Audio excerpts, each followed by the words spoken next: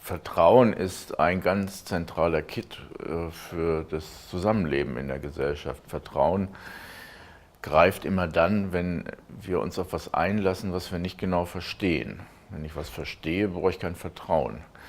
Aber Vertrauen ist die Grundlage für ganz vieles. Und ob es eine Person ist oder eine Erfahrung, die mir jemand anders erzählt, das ist eigentlich in der digitalen Welt grundlegend nicht anders. Es ist halt eben eine neue Erfahrung, die wir da machen, aber weil wir meistens positive Erfahrungen machen, vertrauen wir darauf, dass es auch so bleiben wird. Also wenn man das jetzt in Relationen sieht, dann sind das jedes Mal große Zahlen, aber die konkrete Betroffenheit eines Einzelnen zu verallgemeinern, findet so gut wie nie statt. Das ist ja das Phänomen an diesen ganzen Schattenseiten, wenn man so will, der Digitalisierung oder der digitalen Welt. Diejenigen, die es tatsächlich konkret erfahren, für die ist das wie eine persönliche einschneidende Lebenskrise.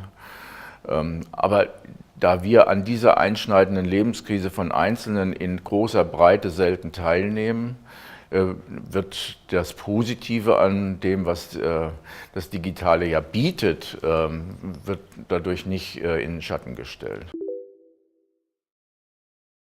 Was wir beobachten mit den Studien, die wir machen, ist, dass Menschen in einer geradezu alltäglichen, paradoxen Situation leben. Einerseits möchten sie all die Vorteile nutzen und digitale Angebote erleichtern unser Leben im Alltag und zwar in einem solchen Umfang, dass wir darauf nicht mehr verzichten möchten. Und deswegen nehmen wir die damit verbundenen Risiken in Kauf, sind aber gleichzeitig in Sorge, dass wir betroffen sein könnten. Das ist das Dilemma, in dem das Ganze zurzeit stattfindet.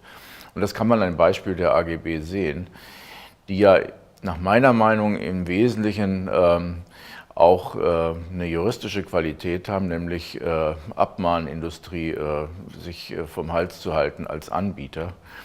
Die Lektüre von AGB ist fast für niemanden zumutbar. Würden wir alle AGB lesen, die es gibt, wären wir 67 Tage im Jahr beschäftigt. Das kann keinen Sinn machen. Also da ist auf Dauer Handlungsbedarf. Und ich glaube nicht, dass man die Sorge der Menschen wegkriegt, indem man die AGB ändert, sondern es wird wahrscheinlich eher darauf ankommen, Angebote so zu entwickeln, dass sie signalisieren, welche Qualität sie haben, welche Sicherheit sie anbieten, welchen Schutz der Persönlichkeit sie sozusagen in sich haben als gutes Angebot. Das kann man vielleicht auf Dauer mit Gütesiegeln hinbekommen und so weiter. Da gibt es ja ein ganzes Feld von Möglichkeiten. Da sind wir in Deutschland allerdings am Anfang. Wir haben in einer Befragung festgestellt, dass 72% der Menschen wissen, dass sie mit Daten, mit ihren persönlichen Daten zahlen, wenn sie Angebote kostenlos erhalten.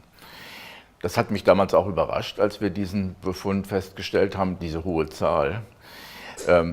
Mindestens genauso bedeutsam ist aber auch, dass mehr als diese 72%, nämlich 80% gleichzeitig fordern, solche Geschäftsmodelle zu verbieten.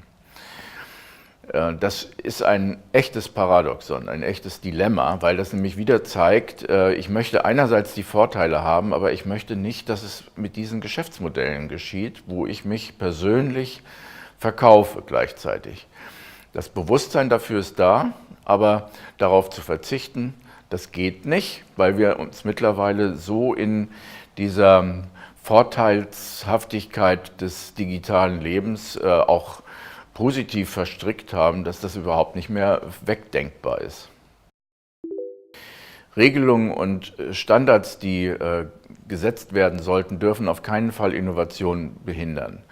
Aber die Europäische Datenschutzgrundverordnung, die im Mai in Kraft treten wird, bringt Ansätze mit, wir nennen das Privacy by Default, Privacy by Design, also Gestaltungselemente in den digitalen Produkten, die den Menschen die Sorge nehmen können, dass ihnen bei der Nutzung dieser Produkte in ihrer Privatsphäre Schaden zugefügt wird. Und wenn man sich darauf verlassen kann, dass Unternehmen diese Regelungen richtig in der Technik umsetzen, dann sind wir einen guten Schritt weiter.